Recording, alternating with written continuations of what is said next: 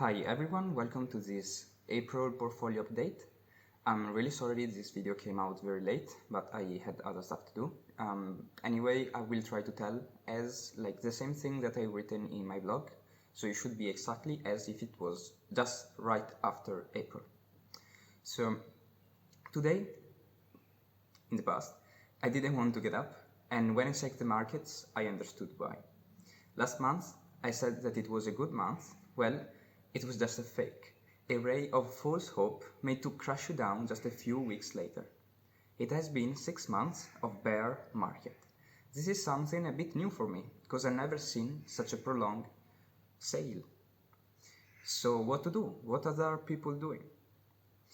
I haven't sold a single asset, and from now on, until they go up again, I will surely won't sell any.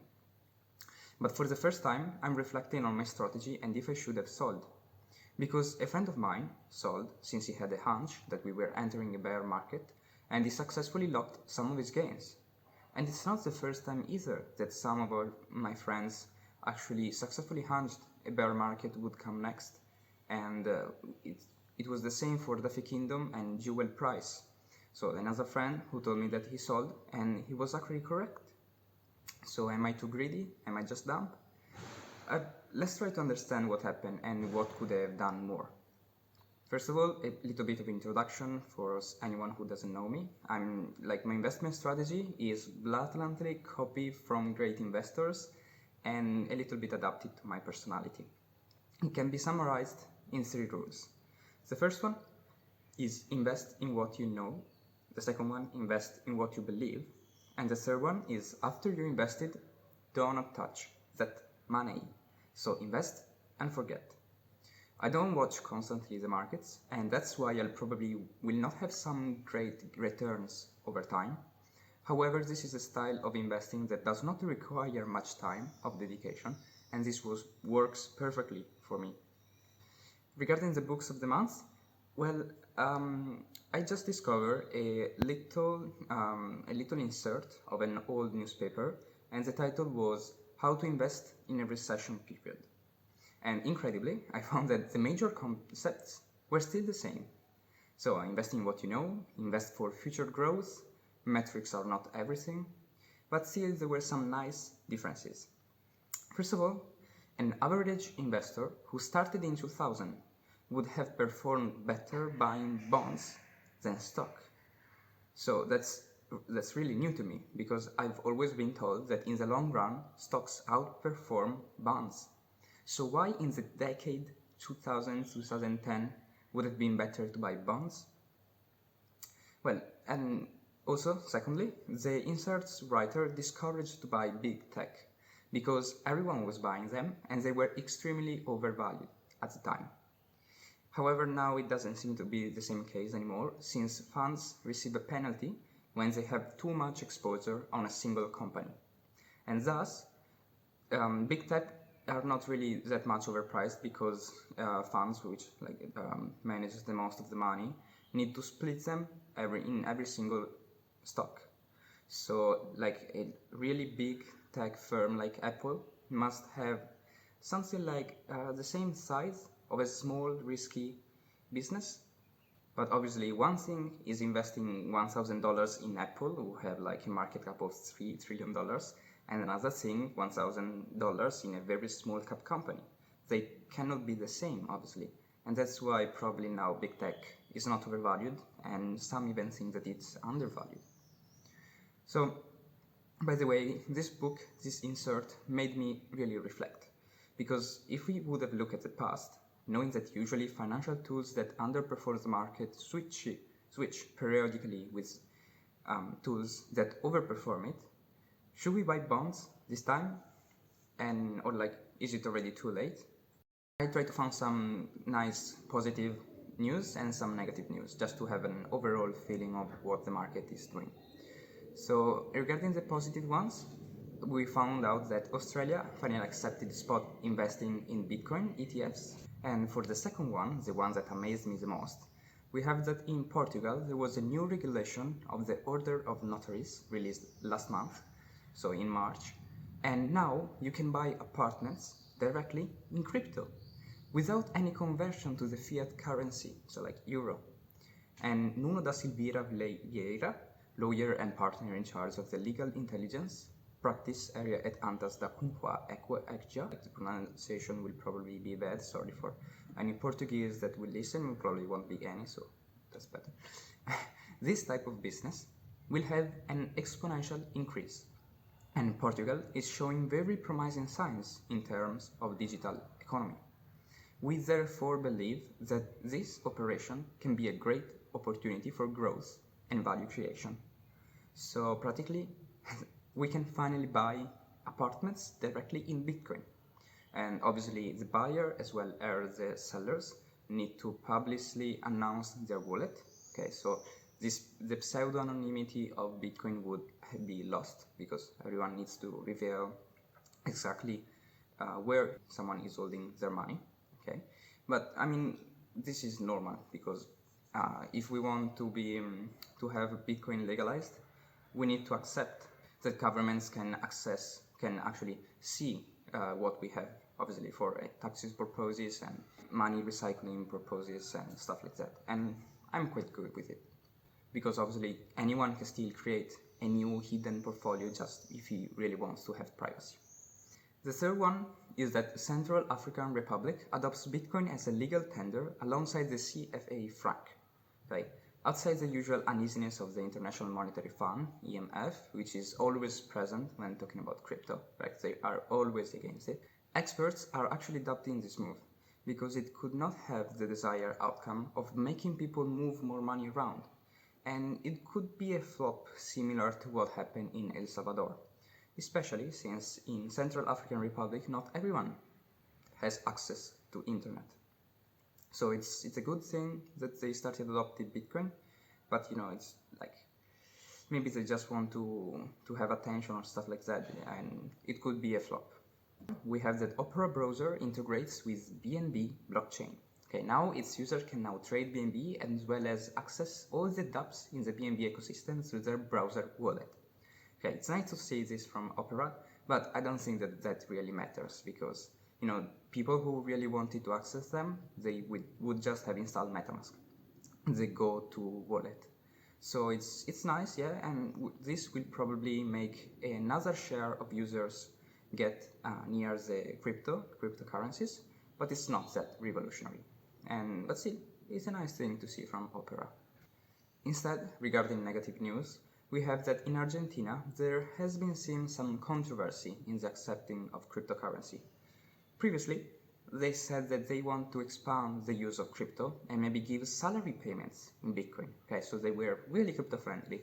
Now, suddenly the government forcibly blocked any crypto-related activities, right 2 days later than the major banks started offering invests in crypto. Argentina's central bank cited volatility, money laundering, and the lack of regulatory protections as reasons for blocking banks from offering Bitcoin. Okay, maybe they will do some laws to help crypto regulation and give opportunity to the citizen to invest, or maybe not, we will see, because for now, all we know is that in March, they accepted $45 billion from the International Monetary Fund, obviously, who has IMF, asked them to discourage the use of crypto in their country. I haven't said anything, like, I didn't express my opinions, but they accepted $45 billion to discourage their own people to access crypto. Okay, that's crazy. But anyway, that's a bit of negative news. I don't actually know if this is negative or positive, is that Bitcoin halving should not have that much impact on future prices. And I linked a link to the resources that explain it really well. And you know, it's not a really good thing for the price itself, but it definitely is if we want to use Bitcoin for payments, because the price needs stability. Another one is that Bored Ape Yacht Club sold 55,000 lots for 305 ape coins, which are around $3,400 each. Okay, so they raised millions of dollars. And due to this, Ethereum blockchain became unusable for 2-3 hours due to the massive requests. Okay, but This is definitely a negative news, but we have to identify what unusable means, because now Ethereum is still on proof of work, and they can have a maximum of transaction for every block. Okay, this is like a major problem. That's why they're transitioning to 2.0.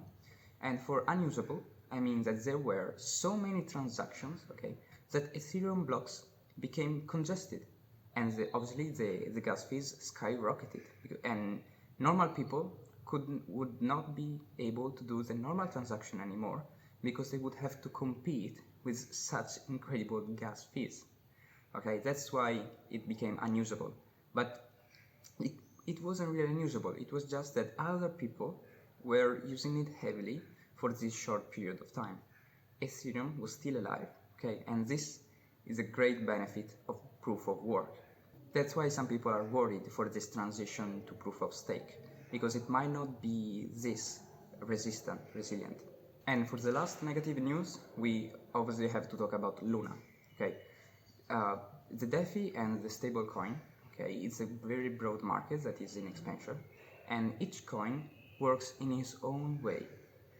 In the case of Terra's ecosystem, they have the USD Terra, and was pegged to the Luna crypto in order to maintain his price of $1. Okay, stablecoins are like coins that have the value of $1 or €1, 1 yen. Okay, and they have different methods to make sure that their price doesn't change. And why has USD get lower than $1? Because their method was not that resilient. Okay, his model has a scarce sustainability. Okay, because dependence on a single asset makes the entire ecosystem unstable, as the collapse of the same, of the asset Luna, can lead to a reaction of catastrophic events. This was the explanation of the experts. Okay, there was a level of collateral to asset ratio issued as a loan, and it was around 150%. What does this mean? It means that for every $1 of USD, okay, dispended by smart contracts, in the same smart contract has to be 150% of its value. So there has to be at least $1.5 of Luna blocked in the contract. Just that the blockchain dropped more than 54% in 24 hours, due probably to obviously some ways they tried to sell and did some very fishy things.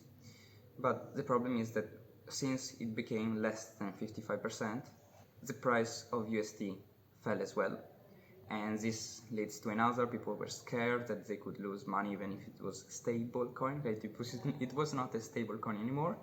And in less than a week, the whole ecosystem of Terra dropped down more than 86%.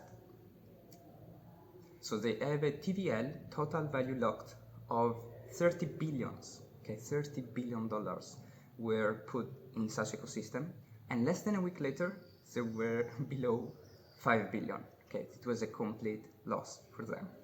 And this was a top 10 currency, okay, one that people look at it and say this is a safe place to put your money. I mean, it's at the top 10. But it doesn't seem like this. Even in a top 10 cryptocurrency can fall down like this, okay? And what did the head of the project say? They said, "We are sorry. We are announcing the recovery plan for USD, hang tight." Okay, and this is unbelievable. And they even said that DeFi users should also take note that an 18-19% yield on a DeFi saving protocol leveraging a decentralized stablecoin doesn't come without a substantial degree of risks. The reason why this project Terra ecosystem bloomed so much in such a short period of time was because they had a 20% return on a stablecoin. Okay, it's crazy. I mean, you have $1,000 or 1,000 euro, you convert it to 1,000 Terra dollars. Okay, the price should not change. They should remain $1,000 no matter what happens in the crypto market. They should. And you can have a 20% return. Okay, it doesn't exist. It doesn't have, there are no great gains without great risks. And this is exactly what happened.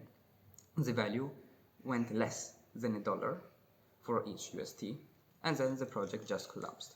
And this is a really bad news for the crypto market and stablecoins. But actually, this made people realize that trying to understand what the project, what the crypto actually does, is the most important thing. Okay, it doesn't matter how much return, what are the people in the project. The most important thing is the code behind each cryptocurrency.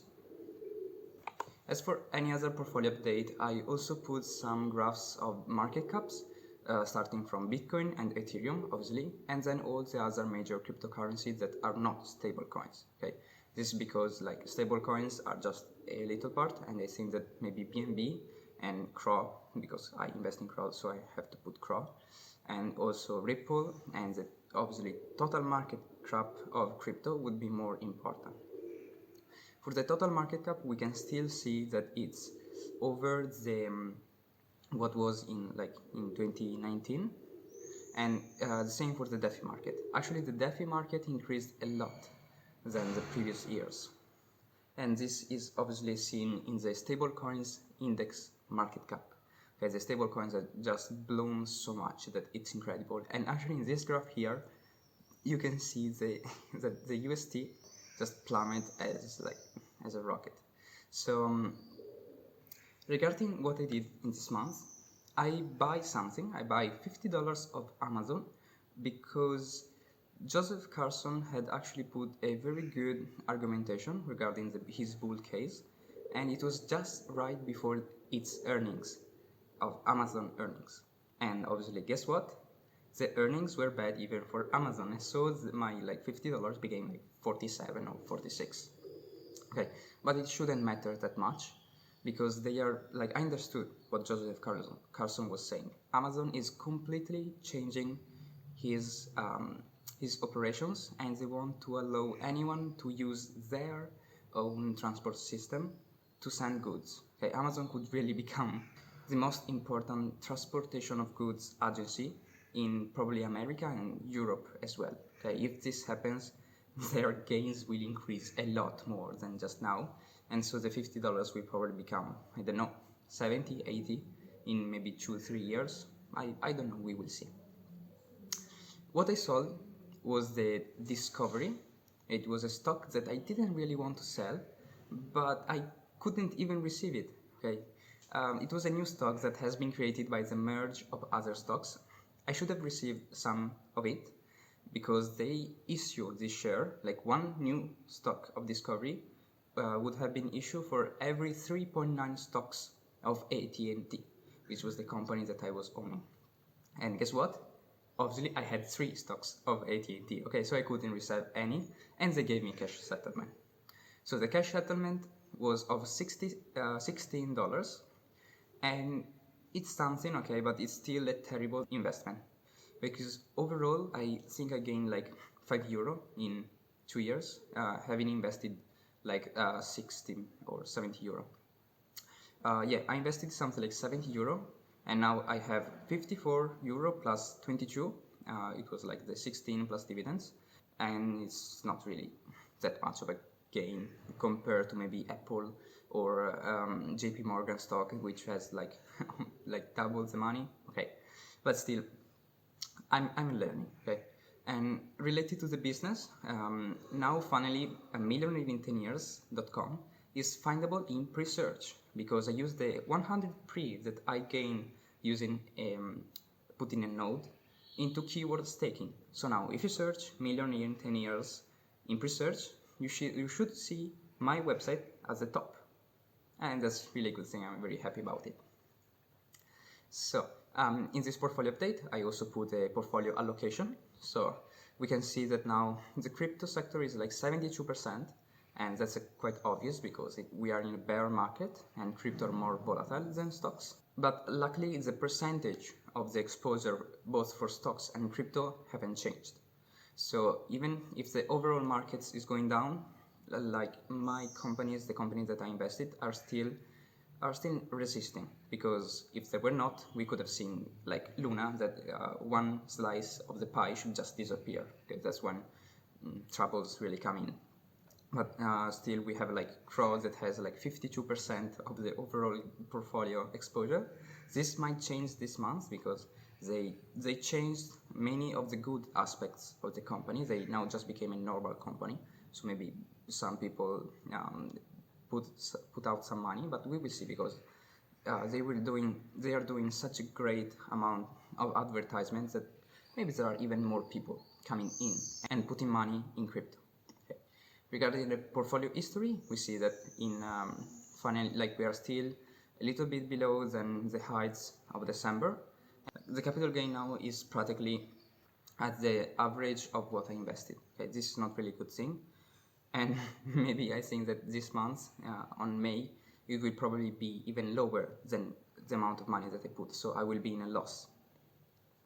So regarding what's going to be next, regarding the stocks, there might be a recession coming. Okay, looking how much stocks has fallen in value, and even JP Morgan is down 31% from its peak, while the S&P 500, so the 500 most important companies of USA, is down only 15%. Okay, so JP Morgan is fell like double what the overall markets fell. And JP Morgan has risen, like, from looking from a wider perspective, JP Morgan has risen of 36% from 2017, while the S&P 500 raised 79%. Okay, so obviously this is not from the peak, from where it is now. So it was like a great increase of the S&P 500 respected to JP Morgan. And actually, looking in the past 20 years, the S&P 500 has never seen such a steep increase before.